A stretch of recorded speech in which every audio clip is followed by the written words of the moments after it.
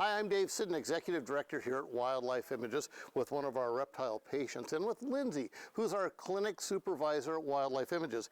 And unfortunately, the animals that get the least care by humans are usually reptiles. Most people have an innate fear of reptiles and just do them harm when they see them in the wild. And unfortunately, this gopher snake had a problem due to some humans, right? Yep, so this gopher snake was found trapped in garden netting. It was fighting to free itself, and she did do some damage to her skin there.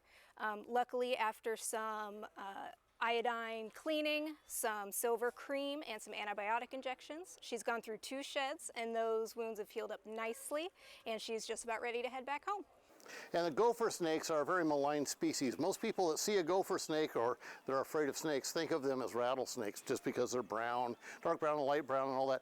These guys are hugely beneficial to humans. They feed on mice and rats and gophers and things like that and do a great service to us and are harmless. So if you see a snake like that that's kind of a cryptic brown with patterns and all that, even if it's rattlesnake, leave it alone. And another reptile species we got in recently is this little bitty snake that Lindsay's holding here. This is a western ringneck snake, and they're very unusual for us to get these guys. They typically live in a riparian habitat, so these guys are adaptable towards waterways, and they're unique because they are one of the few snakes that spends a lot of time out at night hunting. And one of their defense mechanisms, if they get frightened or something's approaching them, they make a musky smell, and then they turn their belly up, and as you see, the bright color of orange on here, and that in the wild means danger to most wildlife. This little snake came in from Jacksonville, and somebody's cat caught it out in the wild. Of all the patients we get at Wildlife Images, about 40% of them come into us because of cats that have caught them out in the wild. So keep your cats inside.